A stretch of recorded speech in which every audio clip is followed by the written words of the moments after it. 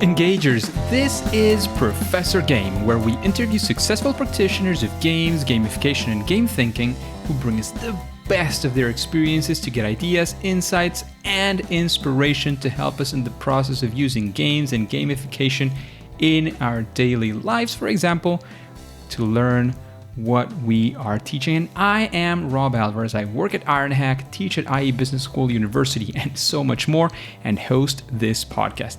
If you have an extra second, please go ahead and subscribe for free to our email list at professorgame.com/subscribe. Well, hello, Engagers. Welcome back to the Professor Game podcast. And we have Lincoln with us today. But Lincoln, we need to know before we get started, are you prepared to engage? Sure, whatever that means. Let's do this.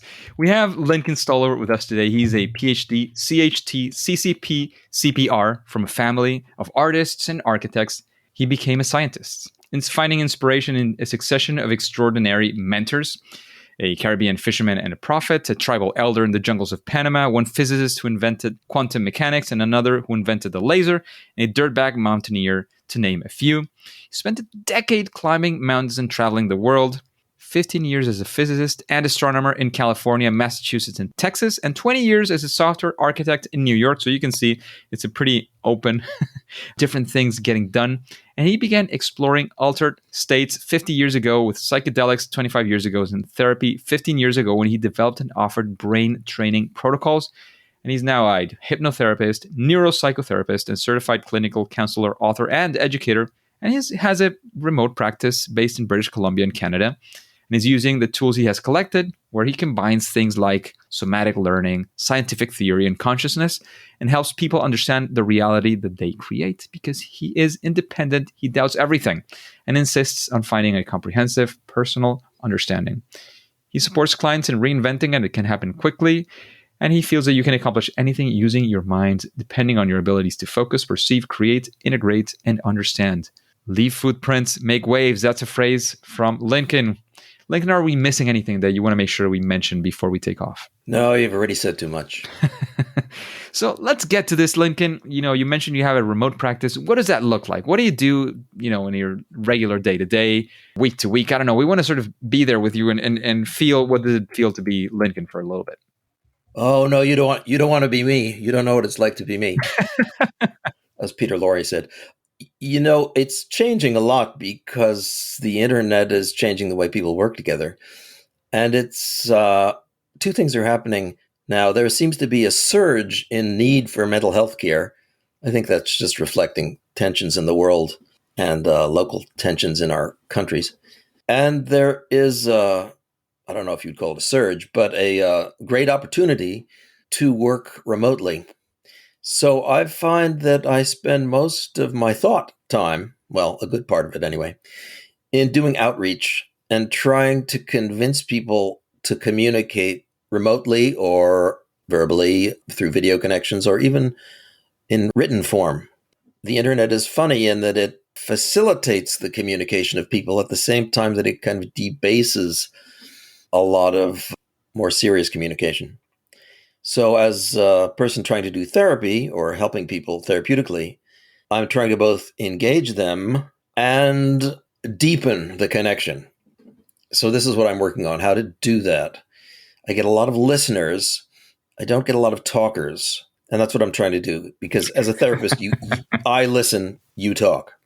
That's how it works. Because the only answers really come from you. So I write a lot and I blog a lot, and I have a free blog. You can sign up. Maybe talk about that later. And the gaming and the teaching are sort of, they don't appear primary. They don't appear primary, but they are. I've written a lot about learning and teaching and schooling and education. And games are, well, when I started designing games, they weren't popular as learning tools. In fact, when I was a kid, games weren't very sophisticated. The arising of serious games was fairly slow. Maybe it didn't start until what's called German games. I don't know what the right name is, but these.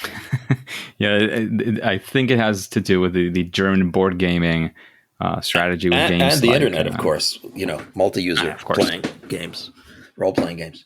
So that's changed. And I think that's really a much more dynamic, well, you'd know because you're in it, but most people don't appreciate its seriousness. And maybe that's what we'll talk about. So I'm not really advocating games to my therapy clients. I mean, because most people would consider it demeaning in some ways.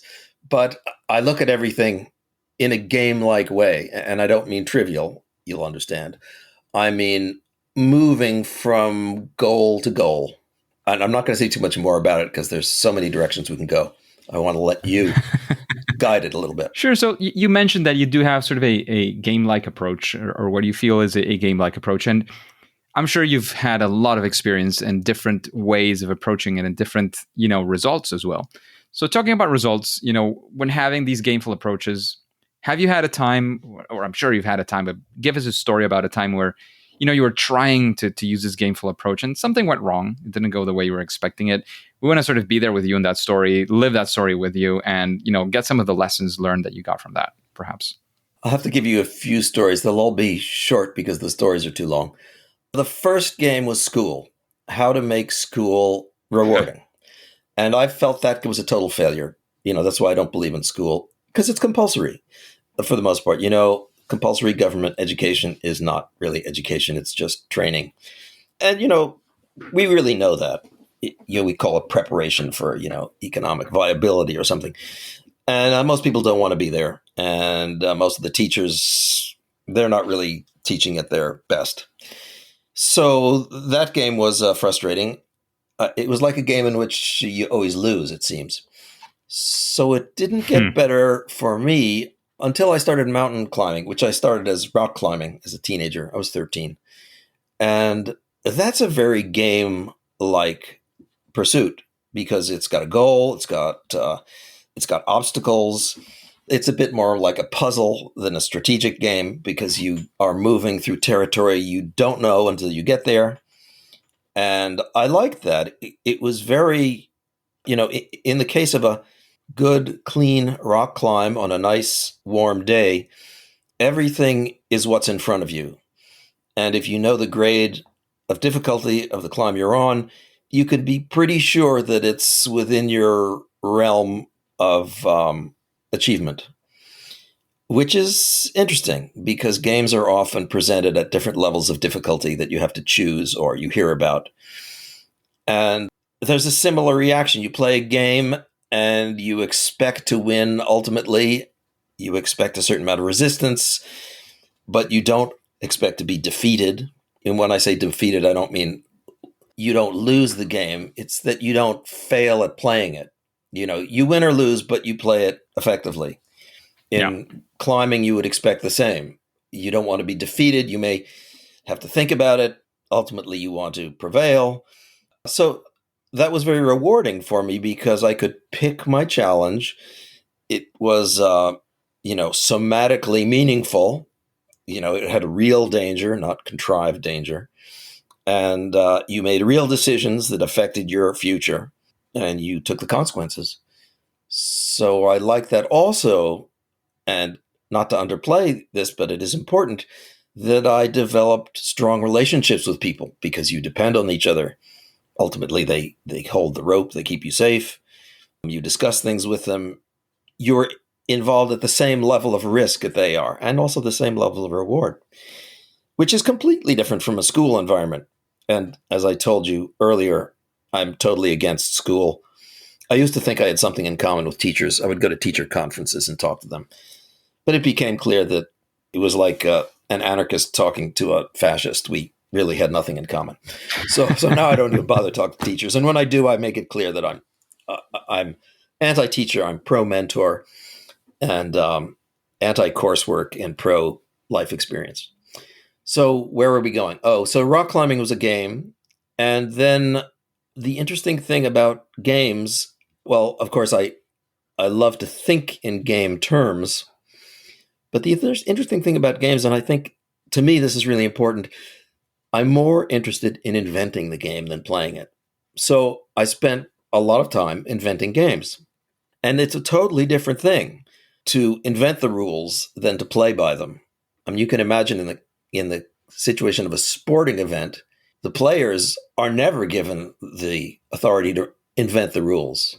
At least I can't think of any, but you could probably imagine some. And when you start inventing the rules, you become more of an explorer, somewhat like a scientist, depending on which kind of scientist you are. And now you can, I think, if you're listening, you can see the parallel between rock climbing as a sport and rock climbing as an adventure. And the same thing in my heart and mind emerged through science.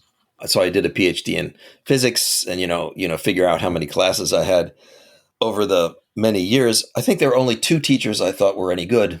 Well, good in the sense that I enjoyed their classes. They were all good in some sense, but not necessarily positive. And the two that I liked, one I liked because he shared his joy and wanted other people to join him in the game that he found fun. And the second one I liked because he made a game of it, which we could play. It was not the kind of gamification that seems to be popular now. The way he made the course a game was he said, here's the problem. I want you all to work together to solve it. All I want from you is the number that is the answer to the problem. And you'll each give me that number. You'll have to work together to get it, or lose credit according to whether the number you give me is correct. And I don't want to hear anything else about it. Didn't want to hear how he did it. And we could go to ask him questions, but he always mumbled and we never understood what he was talking about. So we had to teach ourselves, work together, and discover what the answer was. And that's pretty much of a game. But it worked wonderfully because everyone worked together. And aside from those two guys, everybody else was teaching from the book, and it was boring and ultimately wrong. I mean, because that's the way science is. It's all ultimately wrong. And that's okay. So, in terms of failures, mountaineering has a lot of failures. And you have two choices in failing in mountaineering. Either you go home or you die. The good thing is in mountaineering, I mean, you're talking about this, so the failure is not fatal or final, right? No, it is. You can recover from it. It is often. That's part of the game. It could be. Not to make. It could be, yeah. Well, most people climb until they make that mistake. And then that's the end of their career. And that's pretty common, right? Because if you're, playing something with risk, eventually you'll draw the short straw. And it takes a lot of experience to be in a high risk situation and not take risks. But so that's another aspect of gaming. So gaming mostly is about simulations and reducing a problem to its essence. But like in the case of mountaineering, sometimes it's like Russian roulette. And you didn't know the gun was loaded, but it is. Well, it doesn't happen so much in science, but I could tell you in one case, in my dissertation, which was a new way to solve an old problem, I was hired after I got my doctorate to apply my new technique to a different problem. And it wasn't a problem I was familiar with. I knew my technique. And so I worked to apply my technique to the problem I was given and succeeded and was then told to write it up, at which point I realized that the problem I was given was wrong.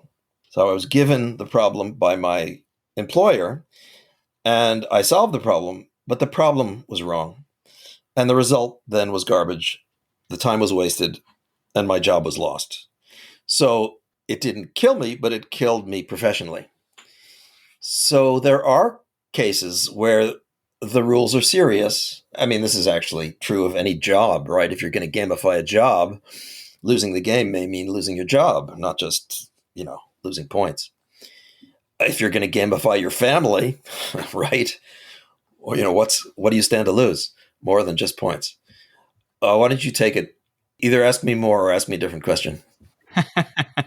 Sure. No, those were interesting examples. And when I was saying, about the fatal flaws, I'm sure you've made mistakes, which you have recovered from, and that's why, as you mentioned, you're still here, right? And you're answering these questions, and we're talking today on this interview. Right, good. So you probably have managed to hedge those risks as best as you can to the best of your ability. Good. Thanks for reminding me. Let me talk a little bit about that because I wanted to answer that question. Mistakes I made in games I've played and how I recovered. I think that's really important to realize that if you're gamifying a situation in the larger sense, I mean, so there's a large sense and a small sense of gaming. The small sense is that you define the whole game from start to finish, the rules, the goals, and the means. And you play it through to the end and you see what happens. If you're designing the game, that's a repetitive, recursive process because there are issues of balance and fun and learning that are important. If you're playing a game, you may not have the authority to do that. So typically, we're kind of in between. If you're doing a scientific project, well, even a business project, anything that's well defined, you hope it's a game you can win if you want to think of it as a game, or you hope it's a problem you can solve. I think from a business perspective, the management is responsible for creating solvable problems. And it's not really fair if the management gives the people who work for them unsolvable problems and then blames them for not solving them, which you could say happens. But if you're doing your own research, and this is where I liked to work as a scientist, and I think where you might draw a parallel to therapy, where we're all sort of doing our own research, you have to be prepared for, well, first we'll call it exploration, but with exploration comes failure. And, failure is hard to define because if you haven't defined the game, then failing is just tuning. But after a while, how many years of tuning can you endure before you feel like you're a failure? There's a great quote from Thomas Edison who said, "I failed my way to success." So he's famous for all his successes, but he was very adamant in saying that there were 100 times more failures. And I do feel that this is the problem that's set before us. If you want to succeed, you're forced to confront a simple problem. And if you want to be significant, you're forced to confront a less easily solved problem. And the greatest, in my mind, sense of accomplishment comes from solving what are the greatest problems, which means ultimately the greatest risk. Does it mean your life? Well, it doesn't mean it's going to kill you, but it could mean that you run out of time. So how do you dance that way? Again, I'm getting back to making the game rather than playing the game. And I think I'm very involved with that. I really think, and I have a 12-year-old son who's like all other kids his age, deeply involved in playing games, mostly on the internet with multiple real players. And I'm always haranguing him to be creative. And what I find the great things that his games are doing is that they're mixing contrived problems, which everyone's taking to heart as players, and creative opportunities, which boil down to how to relate to other people successfully. And most of the things that makes the games my son plays, and I'd say most people play, interesting is their personal involvement. If you're not personally involved with a game, I'm not sure it's giving you that much. It becomes a training at some point, a You're simulation. trained to get better in the game, is what you're Yeah, saying, I guess. and that could be important. But the most interesting games are the ones that are not entirely that. So if you look at an athlete or a musician who's repetitively trying to do better than they did before, it is a training, but for these people, it's also personally meaningful. And as an outsider, you'd say, why is it personally meaningful? What is the point of shaving off another half a second? It seems pointless. And maybe it is pointless, but to the person playing it, it has personal meaning. If it lacks that, for example, I say this because I know there's an understory to this. Welding or any trade skill often seems to most outside people to have no personal value. But as a person who's done welding and as somebody who, might do woodwork, there's a tremendous amount of aesthetic value in it that maybe only you can see. So I've been involved in lots of craft skill based learning, which you could sort of gamify, You try in limited circumstances to create the best example of a recital or a construction, and you evaluate it afterwards. It still needs to have meaning. Otherwise, it's just rote work. So the best games are the ones that have meaning. And I think you have to put it into it, even if all the rules are there. So, like a game of chess, we know chess players are sort of odd people, right? They seem to take personal value in something that has no opportunity for creative latitude. And they find that personal value in their creative strategies or something. Who knows what? Doesn't really matter. It's every one person's to define for themselves. So I would say I was trying to get to this, but I kind of lost my way.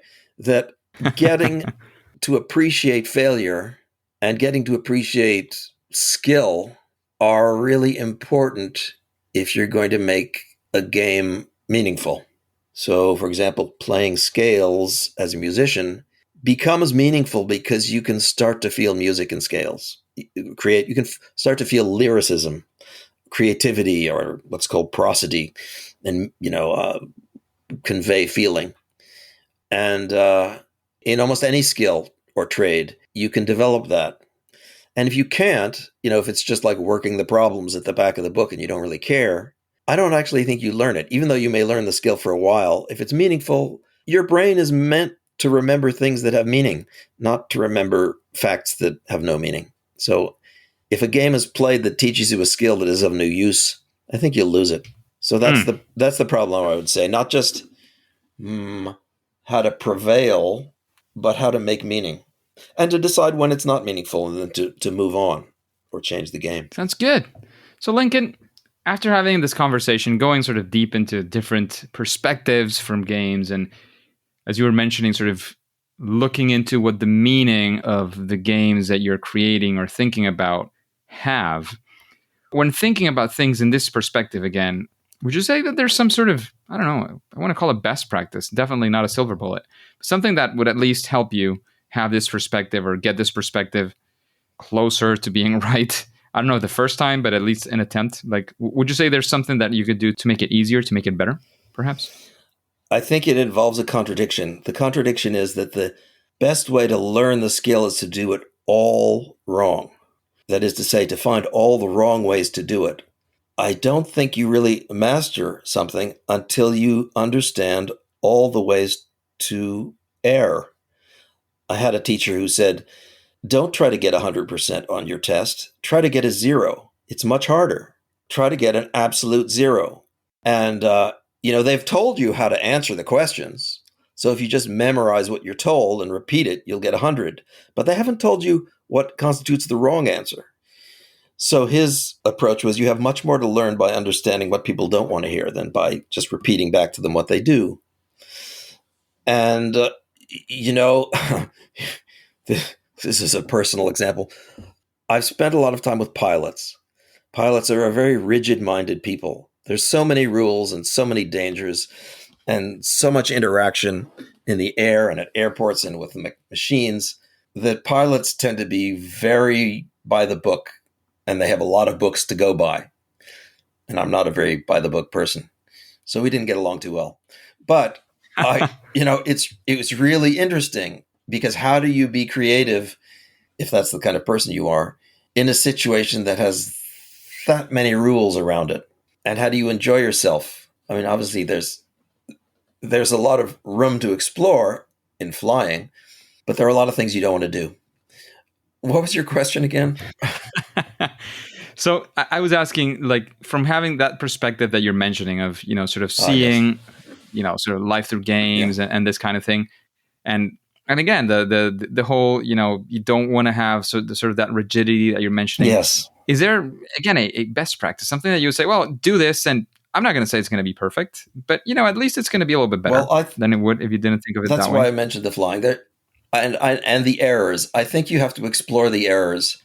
I think Richard Feynman, who's a physicist, said, I've made every mistake, but only once. And I had to amend that by saying, it's okay to make the mistake more than once, as long as the mistakes are different. If you're learning welding, you have to learn. It's not just one thing. I mean, this is the subtlety of it. As you can imagine, a construction has many forces on it. different forces require different solutions. There isn't one weld for all solutions. There's not one, mathematical approach to one problem. And in flying, there isn't one rule that will prevail in all circumstances. In a lot of circumstances, and here's where it gets interesting, sequences of errors put you in a different place than simply one error would. So if you make, a numerical error that throws off your answer, but you did all the work right, you're in one situation. If you apply a technique that completely gives you an answer you didn't expect, you're in a different situation. So I believe that you have to be careful when you gamify things, not to constrict the situation unrealistically. So you look at chess, which is a very strict game, and you wonder how you could be creative at that. And there are answers to that. They're not in the rules, they're in the strategy and in the structure of the game over time. And if you look in, what you might be more familiar with, which is sort of popular in education these days, gamifying education, which in most cases amounts to making questions more fun, you haven't really opened the field to creative mistakes. And that's what I think what you need to do in order to learn. So the question you were asked sounded like, what's the formula for approaching a game more successfully? And I think the answer I want to give is, not only is there no formula, but any formula that you come up with is suspect, because what you want to do is not find the right way to the goal, but you want to explore all the wrong ways, which will tell you much more. Here's another example. If you're climbing a mountain and you want to get to the top, there may be a route and a best way to go about it. And if you do it, you'll get to the top and you will have learned nothing. But if you explore all the wrong ways to do it, you'll learn about avalanches and rock fall and route finding, the failure of your equipment, the limits of reliability of your partners. You'll become a much wiser person for having made all the possible mistakes. So that's what I think the game should do, is confront you with all the possible mistakes you could make. And the only thing that makes it a game is that it's less fatal than the real life. It has more focused consequences. So we could actually talk about different games, but I won't go there yet. Sounds good. Actually, I have to agree, in especially in the fact that when you say, that you're not looking for, the right answer. It's sometimes about exploring different things that can go wrong. And when designing games for learning, I completely and fully agree that one of the things that you're looking for is helping people get those different ways of getting it wrong so that they can learn from that. Like, in the end, it's not about getting it right. It's about learning from it. And whatever that looks like, whether that has to be failure, whether that has to be, having different ways for people to explore creatively, et cetera, et cetera, et cetera. Like there's many, many paths that you could take in that direction. But the main thing is that you're directing yourself towards not necessarily getting the right answers. In fact, I can say, like, there's many of the simulations I've worked on personally and professionally, that it's like the people who end up, like last in the leaderboard. And that's why I know you don't like grades. I don't like them either, at least in general terms. I don't think they fit the purpose that they were made for, almost anything usually. But I don't encourage people to grade students based on the result of the simulation for a multitude of reasons.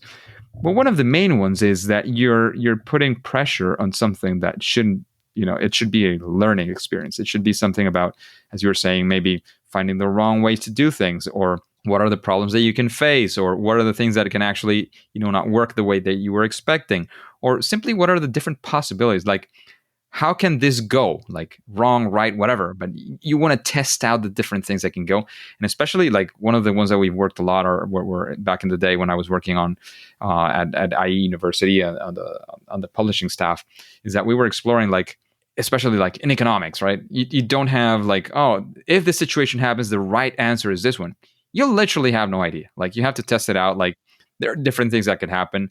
There are different answers. And even if in the simulation you sort of try to restrict it to, like, this is the event and this is what happened, what do you do? you also know that in real life, other things are happening, right? So there's not one sort of really right answer or wrong answer in that sense. Sometimes the right answer for one situation happens again in a similar fashion, and it's a wrong answer just because of the nature of economics. And that's part of what we were trying to teach, right? So, or we were trying to get people to understand more than trying to teach, because that sounds like patronizing in a way. So completely agree. I can agree more that sometimes it's more about finding what are the things that could go wrong, essentially. Let me give you three examples and learning from that. of this, of what you're saying. Sure. One example is like a war game. In a war game, you would not learn anything if you executed a perfect strategy and it worked flawlessly. I mean, you would learn nothing except how to follow the rule or follow the plan, which may be useful in terms of how not to be distracted. But what you really want to know is how all the ways the plan could fail. Because in a real life situation, you'll be constantly making decisions, not just following the plan. You'll be dealing with the chaos of this real situation. And most real situations have an element of chaos.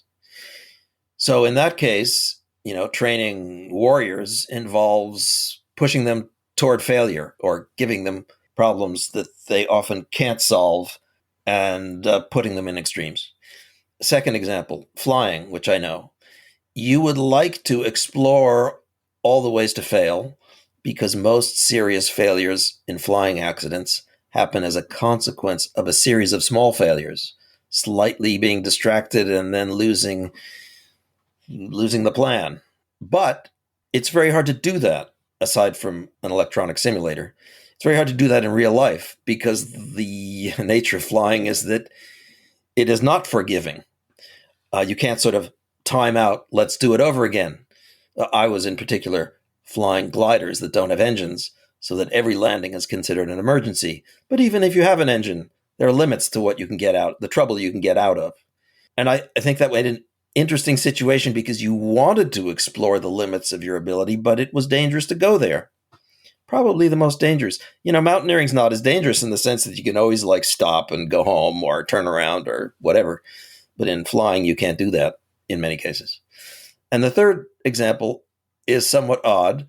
It's writing, being an author. How is that a game? Well, you're trying to engage the reader and create a successful narrative. Do you have anything to learn by writing a bad novel or a bad sentence or a crappy paragraph? I'm not sure you do. There's certainly many ways to succeed. And it does help to have people tell you, oh, that you've written poorly there. But it's just a different sort of simulation. You don't actually want to produce bad books.